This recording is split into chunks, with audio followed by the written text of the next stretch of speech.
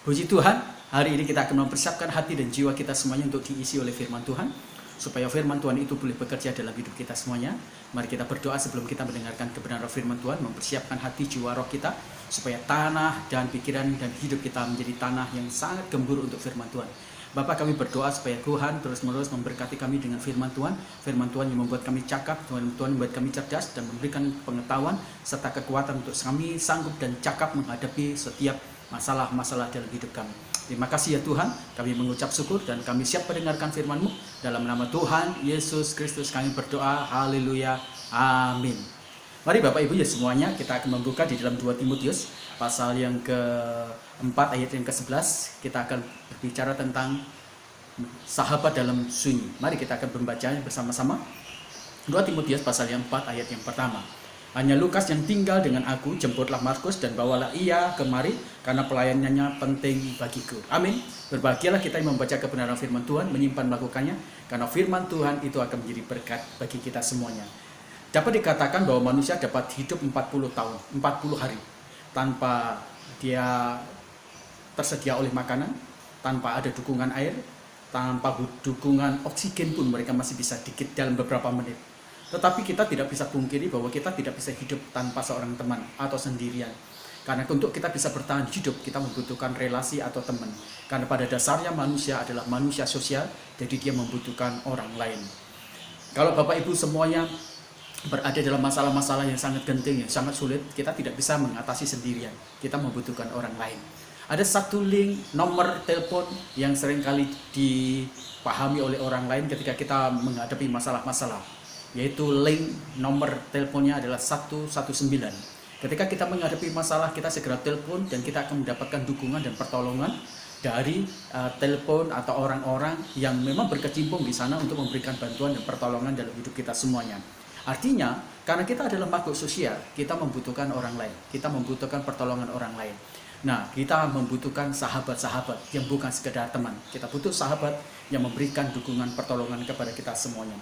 Sehebat apapun juga manusia, seterampil apapun, secerdas apapun manusia, ada titik di mana dia merasa kesepian, ada titik di mana mereka membutuhkan dukungan yang luar biasa. Paulus adalah seorang rasul yang hebat, guru yang hebat, pengajar yang hebat. Semua orang pasti mengakuinya. Tulisan-tulisan dia, inspirasi kehidupan dia begitu luar biasa. Tapi ada waktu bagaimana dia mengalami juga kebutuhan untuk didukung, untuk kemudian disupport, untuk dia ditemani oleh seseorang sahabat yang luar biasa yang memberikan spirit moral pada dia juga. Bapak Ibu, Paulus mengalami situasi ketika dia di penjara. Beberapa teman-temannya yang dulu menjadi rekan pelayanannya meninggalkan dia. Dia merasa kesepian dan sendirian. Dan luar biasanya, kisah ini mencatat bahwa ketika Paulus dia berada dalam kesendirian, dalam segala kesepian dia, dalam segala tekanan, penderitaan dia, ada seseorang sahabat dia yang paling baik yang menemani dia, yaitu Lukas. Ya, Lukas, seorang dokter yang begitu memiliki empati dan simpati begitu dalam, dia menemani Paulus dalam penjara. Bukan hanya dalam hitungan hari, tapi dalam hitungan tahun yang lama luar biasa. Lukas berdampingi, hadir, menemani Paulus menghadapi masa-masa yang sangat sulit yang harus dihadapi oleh Paulus. Seorang sahabat itu dibutuhkan dalam hidup kita semuanya untuk menemani kita dalam segala kesulitan.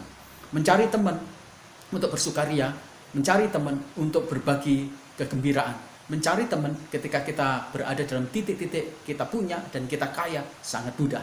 Tetapi mencari seorang sahabat untuk menderita, untuk sulit, untuk kesepian, untuk menanggung segala beban berat, itu sangat susah luar biasa. Itu sebabnya sahabat sejati sukar didapati. Tetapi bukan berarti tidak ada. Ada. Maka kita harus berusaha sedemikian rupa, bukan hanya mencari sahabat yang sejati, dan kita harus menempatkan diri kita menjadi sahabat sejati bagi banyak orang lain. Itu menjadi sesuatu yang sangat penting. Di saat segala sesuatu serba sulit, teman bisa meninggalkan kita, tapi sahabat dia akan berdiri tetap di samping kita sekalipun kita berada dalam segala kesulitan dan tidak ada dukungan-dukungan secara finansial yang membawa kita semuanya menikmati segala sesuatu dari sahabat kita yang sedang terpuruk. Menjadi sahabat yang sejati dalam sunyi itu sangat susah. Dan Lukas membuktikan bahwa dia adalah seorang sahabat sejati, sahabat yang baik bagi Paulus. Di saat-saat orang lain meninggalkan dia, Maka Lukas membuktikan bahwa dia mendampingi Paulus di dalam kesunyian, memberikan begitu banyak kontribusi kehidupannya bagi Paulus, dan dia menyumbangkan begitu banyak inspirasi, bahkan kehadiran diri dia kepada Paulus. Apa yang dapat kita pelajari dari sahabat dalam sunyi dari Lukas itu sendiri? Mari kita akan belajar bersama-sama. Yang pertama, Bapak Ibu yang kekasih dalam Tuhan, sahabat sejati tidak menempatkan kebaikan itu sebagai transaksi jual beli jasa. Dr. Lukas mendampingi Paulus dalam penjara, dalam kesendiriannya, itu dalam hitungan 5 tahun. Bukan waktu yang cukup singkat, tapi itu waktu yang lama. 5 tahun itu Dr. Lukas, dia tidak bekerja, dia tidak mengabdikan diri, dia tidak praktek. Jadi ada begitu banyak kehilangan keuangan, finansial yang harusnya dia dapat ketika dia bekerja secara aktif sebagai seorang dokter. Namun demikian, Lukas mengesampingkan hal-hal yang berhubungan dengan dimensi materi, dimensi keuntungan, dimensi laba. Dia kesampingkan itu sendiri. Kehadiran dia untuk mendampingi sahabat dia yang Paulus, yang sedang dalam penderitaan, dalam kesendirian, dalam kesepian, itu jauh lebih penting dibandingkan dengan keuangan yang dia bisa dapat, dibandingkan dengan laba, dibandingkan dengan keuntungan yang dia bisa dapat. Bagi dia, temannya, sahabatnya, Paulus itu jauh lebih penting daripada uang, jauh lebih penting daripada keuntungan, jauh lebih penting daripada laba. Maka Lukas mendampingi Paulus dalam kesendirian dia, dalam penjara yang begitu pengap selama 5 tahun. Lukas mendampinginya. Wah, ini betul-betul luar biasa. Dia mengesampingkan segala sesuatu yang berkaitan dengan finansial, keuntungan, bahkan laba, bahkan hal-hal yang nyaman dalam diri Lukas. Dia semuanya singkirkan hanya untuk menjadi berkat bagi teman dia. Lukas tidak berpikir tentang untung rugi. Lukas tidak berpikir tentang hal-hal yang berhubungan dengan laba. Lukas tidak berbicara tentang sesuatu yang berkaitan dengan keuangan. Tapi Lukas berpikir tentang bagaimana temannya tetap kuat, temannya tetap bersuka cita, temannya tetap memiliki dinamika antusias untuk melayani dan mencari Tuhan. Dan itu menjadi sesuatu yang luar biasa. Tidak ada premis jual beli dalam persahabatan Lukas dengan Paulus. Bagaimana dengan kita? Apakah ketika kita bersahabat dengan orang lain, kita memikirkan untung rugi? Kita memikirkan jual beli jasa? Jadi kalau saya bersahabat dengan orang, apa yang akan aku dapatkan dari persahabatan itu? Kalau kita mungkin juga memberi, apa yang aku terima? Bahkan mungkin kita berharap sesuatu yang lebih dari apa yang kita berikan. Jikalau itu yang ada di dalam hidup kita dan konsep persahabatan kita, maka persahabatan dimaknai sebagai apa? Transaksi jual beli jasa. Dan kalau transaksi jual beli jasa, berarti kita menginginkan sesuatu yang lebih, sesuatu yang punya nilai keuntungan, sesuatu yang besar dari apa yang telah kita berikan. Itu adalah transaksi jual beli. Kalau kita memberkati dalam pelayanan Tuhan, dan kita juga berharap gini, Tuhan, Engkau harus berikan aku berkat-berkat yang besar. Maka dalam pelayanan kita, pengiringan kita kepada Tuhan juga merupakan sebuah transaksi jual beli. Mari kita mengasihi seperti Lukas kepada Paulus. Dia mengasihi sedemikian hebat, luar biasa, dan tidak memperhitungkan laba, keuntungan, transaksi jual beli jasa. Dia tulus melayani Paulus. Dia tulus mendampingi Paulus. Dia membagikan apa yang dia punya untuk Paulus supaya dia bisa menikmati bagaimana masa-masa susah itu. Akhirnya Paulus menjadi kuat luar biasa. Lukas menjadi berkat sekalipun dia ada di belakang layar. Lukas jauh dari hiruk pikuk untuk mendapatkan pujian, kehormatan, balas budi. Tidak ada pikiran-pikiran itu semuanya. Lukas menunjukkan bahwa dia adalah sahabat yang sejati. Dia menempatkan sahabat sebagai bagian yang sangat terpenting. Dan dia tidak berpikir semua yang dia berikan dalam persahabatan, dalam waktunya, dalam hidupnya, dalam hadirnya, dan segala apapun juga, itu merupakan proses transaksi jual beli jasa atau penuntutan. Dia tidak membebankan dalam persahabatan, dalam cinta kasihnya, dalam segala pemberian orang lain itu kemudian tertuntut atau punya rasa bersalah atau rasa beban budi luar biasa. Dia tidak punya semuanya. Saya ingat juga kisah dari orang Samaria yang baik hati dalam Injil Lukas pasal yang ke-10. Bagaimana tidak? Dia menjadi seorang sahabat bagi orang yang asing, bagi orang yang tidak terkenal, yang tidak dikenalnya.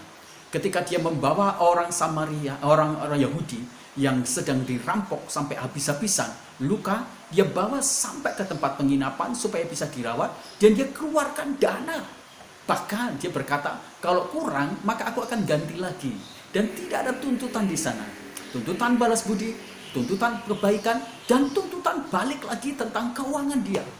Hari-hari ini kita menjadi orang Kristen harus sadar. Kita berkata bahwa orang Kristen, kekristenan kita digerakkan oleh kasih. Tapi sangat minim sekali cinta kasih itu ada dalam kehidupan realitas praktis dari orang-orang Kristen. Semua berkaitan dengan pemberian, selalu ada embel-embel baliknya. Apa yang aku dapat, harus dong orang itu ngerti. Balas budi dong. Orang itu harus bisa berterima kasih. Dan seembel dan tuntutan-tuntutan apapun juga. Ingat, ketika Tuhan mengasihi kita, Dia mengasihi kita dengan tulus.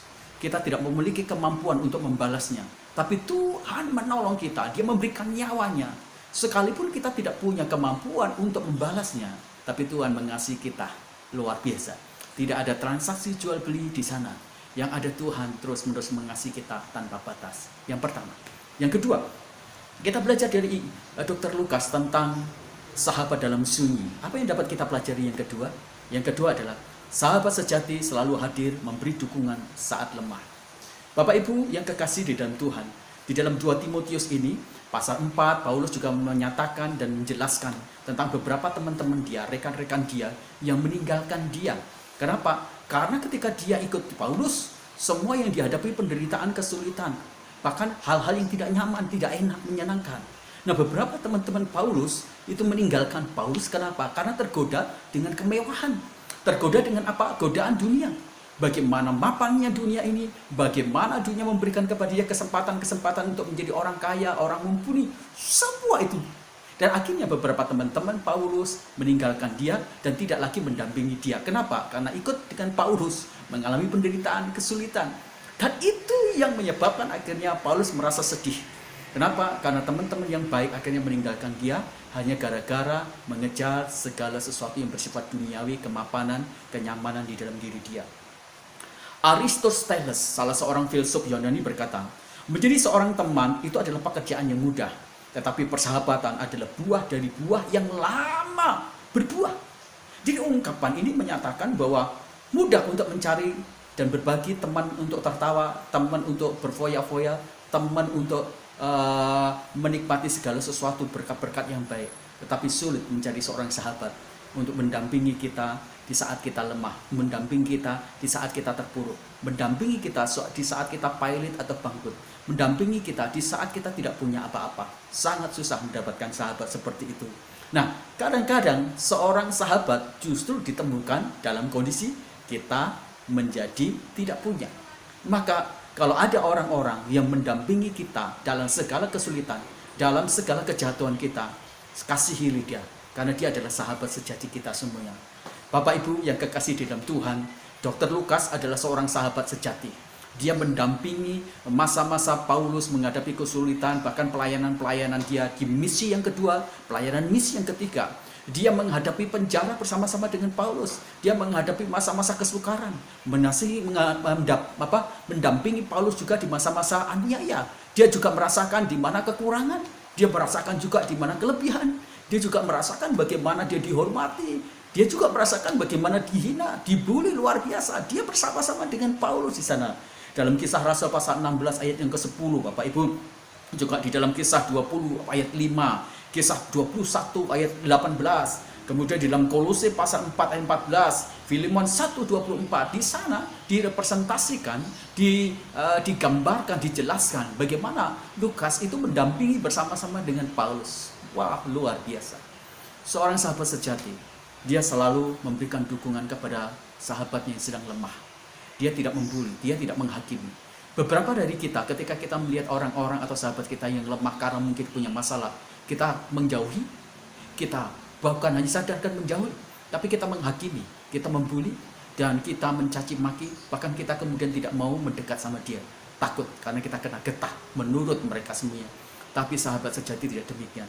Dia selalu memberikan dukungan di saat kita menghadapi masa-masa kelemahan. Nah, Bapak Ibu, sahabat sejati menunjukkan keunggulan karakternya di mana? Di saat temannya lemah, di saat temannya sedang jatuh, di saat temannya sedang sendirian, di saat temannya tidak punya apa-apa. Dia menunjukkan kualitas karakter yang unggul di sana. Kenapa? Dia menjadi seorang yang setia.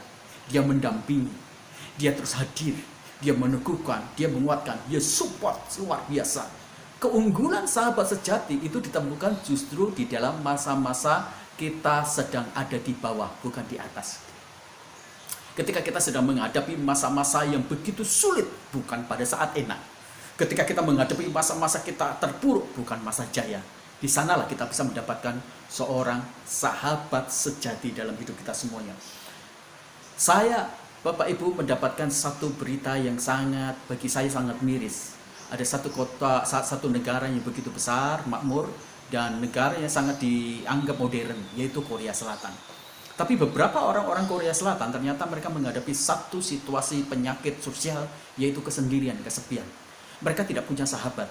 Itu sebabnya mereka bersahabat dengan orang-orang dalam dunia maya, di Twitter, ya, kemudian di IG, dan kemudian di Facebook. Mereka berusaha membangun sebuah hubungan sahabat. Tapi semua yang ada di dalam dunia medsos, baik itu Facebook, baik itu FB, baik itu IG, baik itu Twitter, semua hal-hal yang di medsos itu adalah sahabat maya yang tidak bisa mendampingin Anda, yang tidak bisa hadir dalam hidup itu semuanya. Nah, bagaimana cara orang-orang Korea Selatan itu mengusir? Selain dengan Facebook ini, mereka menampilkan sebuah kegiatan supaya mereka ditonton, diupload, dapat like, dan komentar. Ada orang-orang yang menghilangkan kesendirian dia dengan cara dia makan, dia tampilkan seolah-olah dia berhadapan dengan banyak orang, di hadapan kamera, di hadapan HP dia yang diupload, sehingga dia seperti mendapatkan kekuatan. Ini merupakan satu bentuk bagaimana manusia berusaha mendapatkan perhatian, dukungan dari orang. Karena kesendirian, kesepian, merasa begitu tidak punya teman. Sama seperti Paulus. Dia mendapatkan sahabat yang baik di tengah-tengah segala kesulitan, di tengah-tengah segala penderitaan, di tengah-tengah kemudian dia ditinggalkan. Lukas menunjukkan keunggulan karakter seorang sahabat. Dia dampingi Paulus secara luar biasa. Jadi, apakah Anda merasa sendirian? Apakah Anda berasa di titik lemah? Atau Anda berasa di titik yang sangat terdalam? Ingatlah baik-baik. Anda membutuhkan seorang sahabat yang baik. Seorang sahabat yang mendukung kita semuanya. Paulus di dalam 2 Timotius pasal yang keempat ayat 17 berkata demikian. Tetapi Tuhan telah mendampingi aku dan menguatkan aku supaya dengan perantaraanku Injil diberitakan. Dalam segala situasi yang begitu berat, Paulus memberikan satu dukungan, penguatan kepada Timotius juga yang sedang menghadapi masalah. Diberikan satu statement yang luar biasa. Tuhanku, Yesus itu mendampingiku. Artinya, ada satu sahabat yang memang secara fisik kita kenal seperti Lukas, tapi ada satu sahabat yang tidak pernah meninggalkan kita. Sahabat sejati lebih dari sejati, yaitu Tuhan Yesus kita. Dia siap mendampingin Anda. Dia siap menguatkan Anda. Dia siap kapanpun Anda butuhkan. Waktu apapun juga, dalam segala keadaan apapun juga. Sahabat sejati Anda, Tuhan Yesus, mendampingin Anda, mendukung Anda dalam kelemahan apapun juga. Luar biasa. Itulah Tuhan Yesus kita. Dan yang terakhir, Bapak Ibu yang kekasih di dalam Tuhan, apa yang dapat kita pelajari dari sahabat dalam sunyi dari Dr. Lukas itu? Yang ketiga adalah sahabat sejati, menghantar teman sebagai pahlawan iman. Ada lagu yang zaman-zaman sekitar 20-an. Sahabat itu bagai kepompong. Bersahabatan bagai kepompong. Wah, waktu itu sangat mendunia sekali, viral sekali. Nah, itu memang satu persahabatan. Sebuah persahabatan itu selalu akan memberikan metamorfose, yaitu perkembangan-perkembangan, perubahan-perubahan yang lebih berkualitas, lebih baik. Yang tadinya ulat berubah menjadi kupu-kupu, membuat indah, membuat berkualitas dalam segala aspek. Dan itu memang persahabatan. Persahabatan tidak mendatangkan kualitas. Perubahan-perubahan yang lebih berkualitas lagi, itu bukan persahabatan. Itu adalah penghancuran banyak dalam karakter kita dan masa depan kita semuanya. Persahabatan esensinya adalah membangun sebuah metamorfose, membangun sebuah kehidupan iman, kehidupan rohani, kehidupan karakter, cara pun nilai kita, perilaku, pikiran kita semuanya itu berubah menjadi lebih baik lagi. Makanya Bapak Ibu, Paulus bisa mengakhiri pertandingannya itu dengan baik. Kenapa? Ada sahabatnya Lukas yang memastikan dia tidak kecewa, yang memastikan dia untuk bangkit, yang memastikan dia untuk stabil di dalam karakter, dalam iman dia, di dalam rohani dia, dalam tujuan, dalam tugas-tugas, semua dia buat stabil. Paulus menempatkan dirinya sebagai seorang atlet, maka dia katakan, aku telah menyelesaikan pertandinganku. Tapi dalam pemahaman ini, Paulus juga ingin mengatakan secara tidak langsung bahwa Lukas itu adalah guru dia. instruktur dia, memberikan dukungan, memberikan support bagi dia sampai dia menjadi hebat luar biasa. Wow, inilah sahabat. Selalu akan menghantarkan temannya menjadi berubah, bermetamorfosa menjadi berkualitas. Dan Paulus ini luar biasa karena dukungan dari Lukas, dia menjadi kuat luar biasa. Dr. Lukas memastikan pokoknya supaya Paulus itu menjadi kuat, stabil dan iman karakter rohaninya, tidak kecewa, tidak putus asa karena penderitaan dia, karena pemenjaraan atas dia. Bahkan dia tahu bahwa nasib Paulus itu akan ditentukan oleh penjara, oleh raja di sana, oleh Nero, karena dia akan dihukum mati. Tapi Lukas mengantarkan supaya Paulus menjadi kuat, tabah, waktu-waktu dia akan menghadapi masa-masa eksekusi itu luar biasa. Dalam 1 Korintus pasal yang ke-15, ayat yang ke-15 berkatakan demikian. Janganlah kamu sesat, pergaulan yang buruk merusakkan kebiasaan yang baik. Ingat, persahabatan yang baik, yang sejati itu selalu memberikan metamorfosa, perubahannya lebih berkualitas. Kalau ada persahabatan yang membuat kita semuanya menjadi lebih buruk, kita menggosipin orang lain, kita fitnah orang lain, kita kemudian suka mengomongkan, membuli, atau dengan persahabatan itu kita berpikir negatif, cenderung perasaan-perasaan kita tidak baik, maka ada sesuatu yang salah dengan persahabatan. Itu bukan persahabatan. Karena persahabatan selalu akan menghasilkan metamorfosa yang bagus, berkualitas. Bersahabatlah dengan mereka yang memiliki dan berusaha membangun iman kita, rohani kita, pikiran positif, tujuan dan perilaku kita yang berkualitas. Itu adalah sahabat yang baik. Salomo rusak karena persahabatan yang dibangun dengan raja-raja. Akhirnya dia bertoleransi dan berkompromi dengan hal-hal yang tidak bagus. Akhirnya Salomo rusak. Salomo yang baik menjadi rusak. Ya, bersahabatlah seperti Onesimus, seorang pencuri, bertemu dengan Paulus, dia bersahabat, akhirnya dia menjadi anak rohani dari Paulus dan berubah luar biasa. Markus, seorang yang lemah dalam segala karakternya, akhirnya dia bersahabat dengan Barnabas dan dia menjadi luar biasa, bagus luar biasa dan berkualitas. Dr. Lukas melihat kematian dari Paulus, tapi dia lihat dalam kematian Paulus itu, Paulus begitu kuat, tabah. Dia melihat Paulus, dia tidak berdiri sebagai seorang kalah. Dia bukan seorang penakut. Dia bukan seorang pengeluh. Dia bukan seorang yang kecewa. Ketika dia melihat Paulus dibawa di tempat pemanjungan pemegalan, dia melihat seorang pahlawan iman. Dia melihat seorang teman yang gagah perkasa. Seorang yang mengakhiri pertandingan iman, pertandingan hidup dia, pertandingan pelayanan dia sebagai seorang pahlawan iman luar biasa. Sahabat sejati selalu akan membuat dan membawa teman-temannya menjadi hero atas hidup dia, hero atas masalah dia, hero atas setiap apapun juga, sehingga dia menjadi pemenang. Kiranya kebenaran firman Tuhan memberkati kita semua. Mari kita berdoa. Bapa, kami berterima kasih untuk firman Tuhan yang menguatkan kami. Kami tahu Tuhan, kami punya sahabat sejati yang tidak pernah meninggalkan kami. Dalam sunyi Engkau terus-menerus bergerak, menolong kami, mendampingi kami, hadir dalam setiap kehidupan kami. Kami berdoa Tuhan, firman Tuhan ini menguatkan, meneguhkan kami. Saat kami seperti Paulus berasa dalam kesendirian, dalam masalah yang besar, dalam segala mungkin kekecewaan kami, Tuhan hadirlah Engkau. Dan jadikanlah kami juga seperti Dr. Lukas, menjadi sahabat-sahabat yang baik, yang mendampingi teman-teman kami, sahabat-sahabat kami sedang menghadapi masalah, sehingga kami semuanya menjadi sahabat yang baik dan menguatkan, meneguhkan mereka. Terima kasih, kami bersyukur untuk firman Tuhan. Kami terus berdoa untuk bangsa dan negara kami, berkati Presiden kami Jokowi, berkati jajaran kementerian, supaya mereka semuanya memerintah dan menangani penanganan yang baik sebagai aparatur pemerintah yang mensejahterakan dan memberikan kemakmuran bagi bangsa dan negara kami. Kami berterima kasih ya Tuhan. Bapa di dalam surga, kami juga berdoa secara khusus Tuhan untuk vaksinisasi yang dilakukan di Indonesia, biarlah ini berjalan lancar dan baik sehingga kami mengalami pemulihan dan aktivitas kegiatan kami menjadi normal lagi dalam segala aspek. Kekuatan kesehatan kami, ekonomi menjadi beranjak lebih baik lagi dan bergerak, dan jadikan Tuhan proses vaksinisasi ini menjadi sesuatu yang memberikan kami mengucapkan syukur dan mengisinya dengan kehidupan yang bermanfaat dan berkualitas. Terima kasih.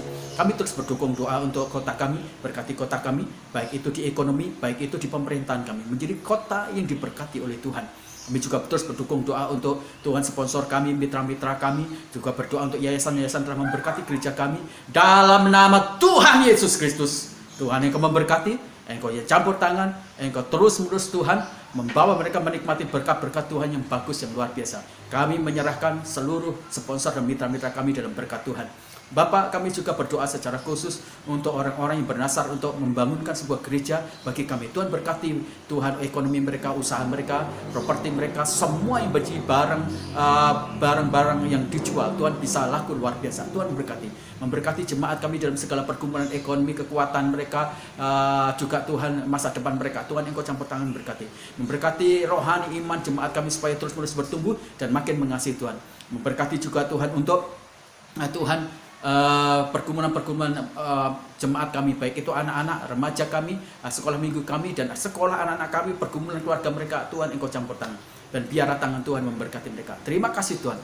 Akhirnya keluargaku yang kekasih dalam Tuhan, angkat kedua tanganmu dan terimalah berkat Tuhan. Kasih sayang dari Allah Bapa kita lewat anaknya Tuhan Yesus Kristus yang telah mati di atas kayu salib, menebus segala dosa kita, dan persekutuan dengan Roh Kudus yang menguduskan kita dari hari ke hari, sehingga kita tidak bercacat celah di hadapannya. Dan kita menjadi putra-putranya yang memancarkan terang dan kesucian Dia.